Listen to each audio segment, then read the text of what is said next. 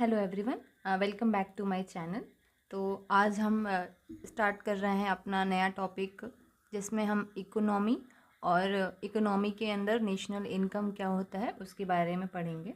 तो इसमें हमारा नेशनल इनकम में कुछ इंपॉर्टेंट कॉन्सेप्ट होते हैं, जैसे GDP, GNP, NNP and many more. We will study about that, so let's begin it. तो हाँ, तो इकोनॉमी क्या है? Economy is a geographical area. Economy वो जोग्राफिकल एरिया है in which goods and services are produced from a given amount of economic resources and they are distributed among the people so their needs get satisfied। तो economy एक geographical area है जिसमें क्या होता है, goods and services को produce किया जाता है। कहाँ से? जो गिवन अमाउंट दिया रहता है हमारे पास इकोनॉमिक रिसोर्सेज का, उसमें से, और इसको हम लोग लेटर ऑन डिस्ट्रीब्यूट कर देते हैं अमंग द पीपल, ताकि उनका जो नीड्स है वो सेटिस्फाई हो सके। Hope are you getting? मेरे कहने का मतलब है, इकोनॉमी एक वो जोग्राफिकल एरिया है जहाँ हम चीज़ों को प्रोड्यूस करते हैं या सर्विस देते हैं, और कहाँ से सर्विस देंगे, जितना रिसोर्सेज हमारे पास अवेलेबल होता है उसमें से देते हैं, एंड देयर आफ्टर जो भी हमारे पास आता है उसको डिस्ट्रीब्यूट कर देते हैं लोगों के बीच में, ताकि उनका नीड्स सेटिस्फाई हो सके। So this is about the economy. So the concept of economy can be understood through the following diagram. इसमें हम देख सकते हैं कि स्टार्टिंग में रिसोर्स है, तो रिसोर्स में हम लोग क्या बोल सकते हैं? रिसोर्स मीन्स हमारे पास जैसे लैंड है, land is in resource. Machine है, मशीन इज़ एन रिसोर्स, और मैन पावर भी हो सकता है। तो रिसोर्स को हम लोग क्या करेंगे, यूज़ करेंगे किसके लिए? ताकि हम गुड्स एंड सर्विसेज को प्रोड्यूस कर सके, और जब गुड्स एंड सर्विसेज प्रोड्यूस हो जाएंगे तो उसका क्या करेंगे, हम लोग डिस्ट्रीब्यूशन करेंगे। किसके बीच डिस्ट्रीब्यूशन करेंगे? तो लोगों के बीच डिस्ट्रीब्यूशन होगा, ताकि उनका वेलफेयर हो सके। सो आपको शायद इस डायग्राम से पूरा तरह से क्लियर हो गया होगा कि इकोनॉमी क्या है। तो there are two types of economy, micro economics and macro economics. तो माइक्रो इकोनॉमी क्या है? It is the study of one individual economic agent. एक कोई भी हो, जैसे एग्जाम्पल के लिए आप ले सकते हो वन कंज्यूमर या वन प्रोड्यूसर, कुछ भी हो, एक हो जो, जब हम लोग एकदम बेस पे आते हैं, when we talk about one is micro. लेकिन जब हम लोग एग्रीगेट स्टडी करते हैं, aggregate study of economy as a whole, like जब हम लोग बात करते हैं जीडीपी का, तो वो क्या होता है? मैक्रो इकोनॉमिक होता है, एक बड़े लेवल पे। या हम लोग बात करते हैं एम्प्लॉयमेंट का, तो वो भी हमारा कहाँ आता है? मैक्रो इकोनॉमी में। या फिर हम बात कर सकते हैं इन्फ्लेशन का, तो ये सारी चीज़ें कहाँ आती हैं? मैक्रो इकोनॉमिक में। और माइक्रो मतलब एक यूनिट के बारे में बात करते हैं, तो वो आता है हमारा माइक्रो इकोनॉमिक में। So let's move further for the point, the some concept of national income and product। कुछ कॉन्सेप्ट है, अगर हमें नेशनल इनकम निकालना हो तो ये सारे कॉन्सेप्ट हमारे लिए बहुत इंपॉर्टेंट है। लाइक इसमें पहला है मेरा जीडीपी, जिसका फुल फॉर्म दिया है मैंने, ग्रॉस डोमेस्टिक प्रोडक्ट। देन है GNP, gross national product. NNP, net national product.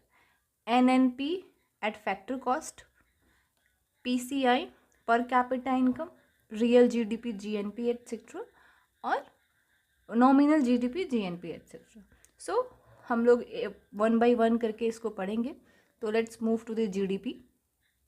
तो जीडीपी, ग्रॉस डोमेस्टिक प्रोडक्ट, इसका फुल फॉर्म है। जीडीपी क्या है? Total market value.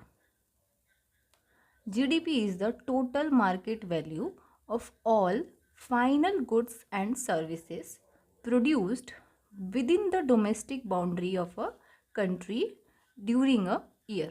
तो इसमें हम लोग को दो चार चीज़ें नोटिस करने वाली हैं। एक तो ये वो मार्केट वैल्यू है, पहला ये फाइनल गुड्स एंड सर्विसेज का मार्केट वैल्यू है, ठीक है। अभी हम समझाएंगे फाइनल मतलब क्या हुआ।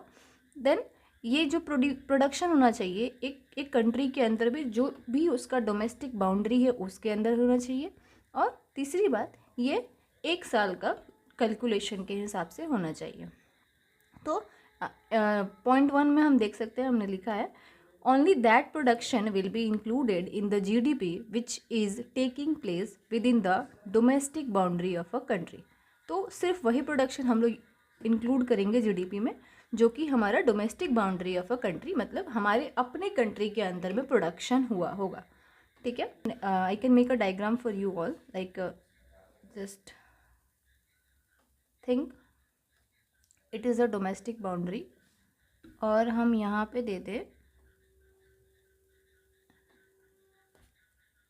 जो भी प्रोडक्शन हो रहा है फॉरेनर्स के थ्रू जो भी हमारे यहाँ पे प्रोडक्शन हो रहा है, ठीक है, और एक बाहर दे दे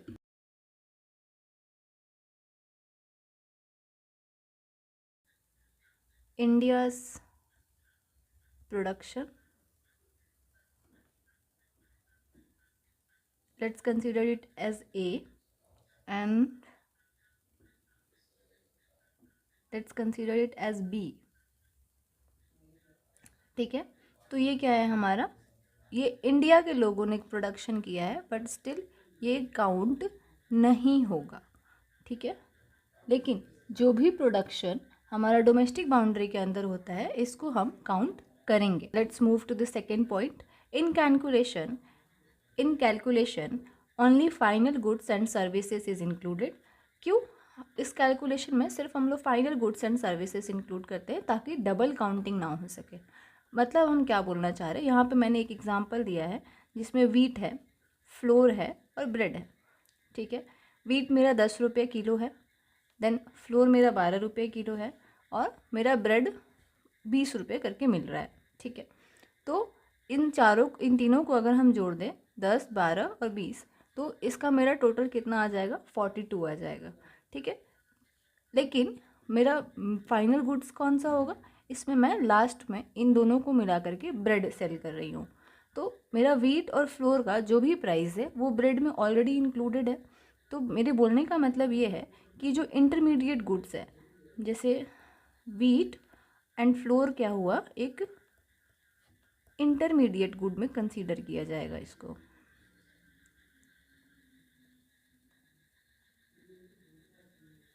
ठीक है, ये मेरा फाइनल गुड्स नहीं हो रहा है। तो जो मेरा वीट है हम इसको काउंट कैसे करेंगे बेसिकली, जैसे इसमें वैल्यू एडिशन मेथड होता है। वैल्यू एडिशन क्या होता है, जैसे 10 रुपये है, यहाँ तक की वैल्यू एडेड है वीट में, लेकिन 10 से 12 इस वीट को जो हम लोग फ्लोर बनाए यहाँ पे क्या होगा, let me change the pen colour. हाँ, तो ये जो मेरा 10th है 10 रुपये है, वीट का वैल्यू है, इसका वैल्यू यहाँ तक एडेड है। फिर हमारा जो 10 से 12 जाते जाते +2 हो रहा है, इसको हम तो इसी से बना रहे हैं ना, वीट से हम आटा बना रहे हैं, फ्लोर बना रहे हैं, तो इसका हम लोग +2 ले रहे हैं। देन 12 से 20 मतलब ब्रेड बनने में और 8 रुपये खर्च हो गए हमारे, तो 10 + 2 + 8 कितना होगा हमारा, 20 होगा। तो हमारा ये जो यहाँ पे वैल्यू एडिशन मेथड यूज़ हो रहा है। ठीक है, सो in short if I say कि if whole goods and services are to be included in the calculation of GDP, then there is an option of getting total of the all value addition which have been done and various stages of production of goods and services। तो value addition method होता है। सो हम लोग को समझ में आ जाना चाहिए कि क्यों वीट और फ्लोर में हम लोगों ने वैल्यू एडिशन मेथड को एक्सक्लूड कर दिया। जो इंटरमीडिएट गुड्स है, जैसे कि फ्लोर मेरा इंटरमीडिएट गुड्स था यहाँ पे, तो इसको मैंने काउंट नहीं किया, इसका प्रोडक्शन को। इसमें जो वैल्यू एडेड हुआ था, जैसे +2 का वैल्यू एडेड हुआ था, उसको मैंने कंटिन्यू किया, देन +8 का, और देन इसको 20 को मैंने इंक्लूड किया, ना कि सेम वैल्यू को बार बार इंक्लूड किया। ठीक है, let's move to the third topic. तो थर्ड मेरा क्या है, GDP must be related with a time period which is usually a year. तो GDP जो है हमारा एक साल के अंदर का ही होना चाहिए, ये टाइम पीरियड से रिलेट करता है। तो होप आप सबको GDP समझ में आ गया होगा, अगर कहीं डाउट होगा तो please ask me. Let's the second point is GNP। तो gross national product. Gross national product basically क्या होता है, GNP is the total value of all goods and services produced by a countries citizen in a given period of time. Usually a year. तो foreign income जो भी Indian factor के द्वारा earn किया जा रहा है, फैक्टर इनकम जो फॉरेनर्स इंडिया में अर्न कर रहे हैं। तो हम लोग बेसिकली इसमें क्या करते हैं, इसमें हम देखते हैं कि इंडिया के सिटीज़न के द्वारा कितना इनकम अर्न किया गया है।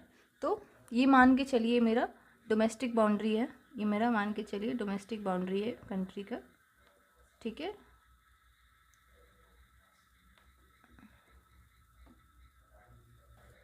और हमारा यहाँ पे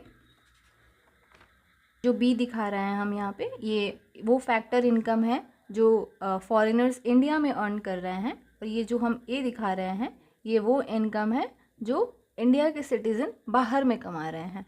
तो बेसिकली हम लोग क्या करते हैं कि जो भी इंडिया के सिटीज़न के द्वारा कमाया गया है, सिर्फ उसको काउंट करने के लिए हम लोग ए को, हम जीडीपी को लेंगे यहाँ पे, देन उसको हम प्लस करेंगे किससे, ए और बी को माइनस करने से जो मेरा आउटपुट आएगा उसको हम जीडीपी में जब प्लस कर देंगे तो मेरा ग्रॉस नेशनल प्रोडक्ट बन जाएगा।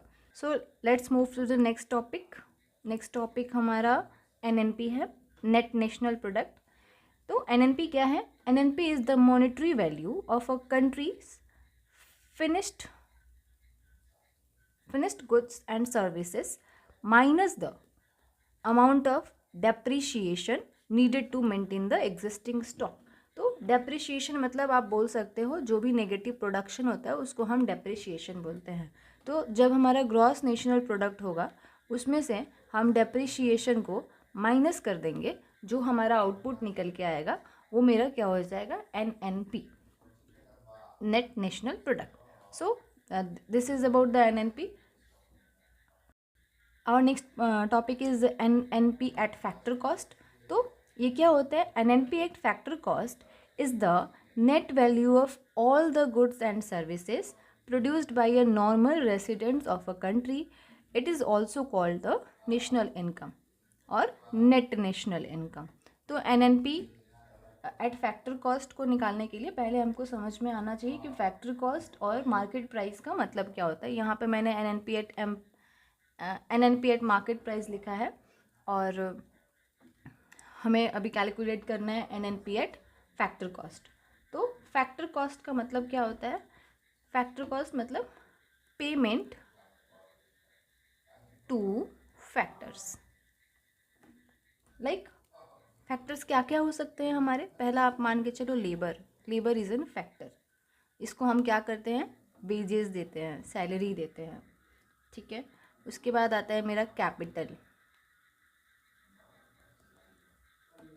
कैपिटल, इसमें क्या लगता है? हमारा इंटरेस्ट लगता है। देन आता है हमारा बिल्डिंग में क्या होता है? हमारा रेंट लगता है। तो दीज आर द फैक्टर्स। जैसे और भी ले सकते हो आप, जैसे आता है मेरा रॉ मटेरियल। किसी भी काम को करने के लिए हमें रॉ मटेरियल तो लगता ही है, तो इसका भी कॉस्ट आ जाता है। और कुछ मान के चलो आप रिस्क लेते हो, या आप बोल सकते हो जो भी आप रिस्क लिए उससे आपका प्रॉफिट आ रहा हो, ठीक है। तो ये कुछ फैक्टर्स होते हैं। तो आप मान के चलो जो आप वेजेस पे किए लेबर को उसका 2 रुपया हुआ। देन आप जो भी इंटरेस्ट दे रहे हो उसका 1 रुपया हुआ। फिर आप जो भी बिल्डिंग का रेंट दे रहे हो, हम मान के चल रहे हैं, इसका भी 1 रुपया हुआ। फिर जो भी आपका रॉ मटेरियल का कॉस्ट आ रहा है उसका मान लिए हम 3 रुपया आ रहा है, और इन सब से आपका जो भी प्रॉफिट आ रहा है वो भी 3 रुपया आ रहा है, ठीक है। तो मेरा टोटल फैक्टर कॉस्ट अगर आप कैलकुलेट करोगे तो आ जाएगा टोटल फैक्टर कॉस्ट ₹10, ठीक है। मान के चलो इस पे हम GST लगा देते हैं 10% का, तो हमारा इस पे लग गया GST 1 रुपया। उसके बाद इसका मार्केट प्राइस निकालेंगे हम, तो मार्केट प्राइस कितना हो जाएगा? ₹11। तो ये मेरा फैक्टर कॉस्ट था और ये मेरा मार्केट प्राइस था। आई होप आप लोगों को फैक्टर कॉस्ट और मार्केट प्राइस में डिफरेंस समझ में आ गया होगा। तो फैक्टर कॉस्ट समझ में आ गया होगा। ये मेरा फैक्टर कॉस्ट था 10 रुपया और इस पे जीएसटी जब मैंने लगा दिया, जो मार्केट का वैल्यू हो गया वो मेरा 11 रुपया हो गया।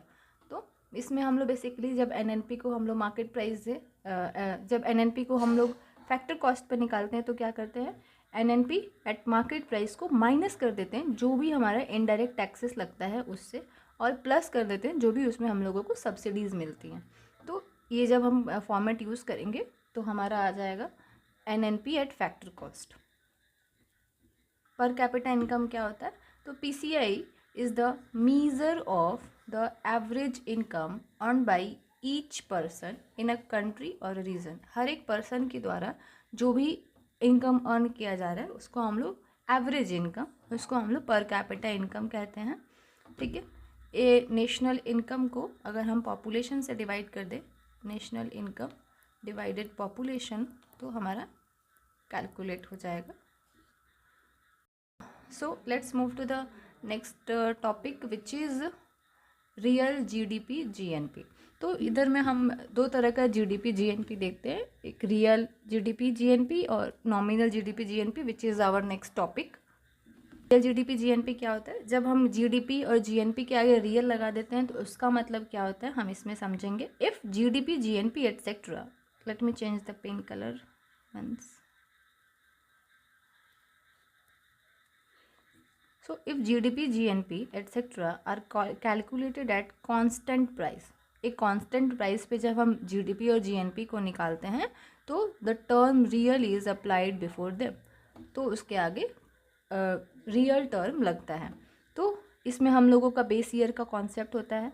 बेस ईयर क्या है, बेस ईयर पे जब हम लोग प्राइस निकालते हैं तो हमारा एक कांस्टेंट प्राइस आता है। आपके नोटिस के लिए है, प्रेजेंटली इंडिया में जो हमारा बेस ईयर है 2011 से 12 यूज़ किया जा रहा है। ये बेस ईयर का कॉन्सेप्ट हम इसलिए यूज़ करते हैं ताकि हम प्राइस को कांस्टेंट रख सकें। ठीक है, एक एग्जांपल के थ्रू हम लोग इस कॉन्सेप्ट को समझ सकते हैं। जैसे मान के चलिए 2011-12 में किसी चीज़ का प्राइस 5 रुपया था। ठीक है, अब आते हैं 2022 से 23 के टाइम पे। ठीक है, क्वांटिटी लेते हैं, देन प्राइस लेते हैं, देन हम अपना जीडीपी कैलकुलेट करेंगे। ठीक है, तो क्वांटिटी मान लीजिए 10 है, प्राइस भी उसका 10 है, और कैलकुलेट किए तो हमारा जीडीपी आ गया 100। फिर यहाँ मान लीजिए 10 रुपया था इसका क्वांटिटी, फिर 20 रुपये इसका प्राइस था, और यहाँ दिखा रहा है 200 रुपया। ठीक है, कांस्टेंट प्राइस पे हम उसको मान लिए हैं 5, तो यहाँ पे 5 से मल्टीप्लाई करेंगे तो मेरा कितना आ रहा है ₹50। और इस यहाँ पे ये जो हम कांस्टेंट प्राइस मेरा 5 है इसको लेते हैं तो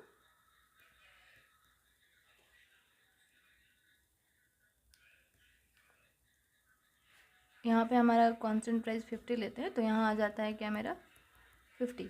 तो हम यहाँ पे क्या देख सकते हैं, कोई चेंज नहीं है। ठीक है, no change in production.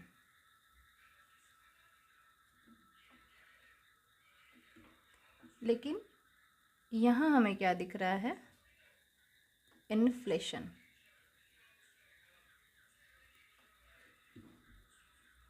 So production growth shows growth, but price growth shows inflation. Quantity is production, not price.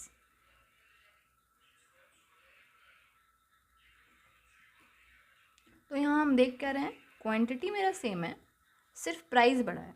तो इससे हमें क्या समझ में आ रहा है, इन्फ्लेशन हुआ है ना कि ग्रोथ हुआ है। तो अगर हम प्राइस को कांस्टेंट रखते हैं तो then we are able to know the right position of production. तो होप आप लोगों को टर्म रियल क्यों लगाते हैं जीडीपी जीएनपी के आगे उसका मतलब समझ में आ गया होगा। Let's move to the our last topic, that is nominal GDP GNP. तो नॉमिनल का मतलब बेसिकली क्या होता है, जब हम लोग कोई चीज़ को करंट प्राइस पे कैलकुलेट करते हैं तो वो हमारा नॉमिनल में आ जाता है और उस टर्म के आगे नॉमिनल लग जाता है, like nominal GDP, nominal GNP etcetera. So today up to this. Thank you for watching my video. Please if you have any doubt, please ask me in the comment section.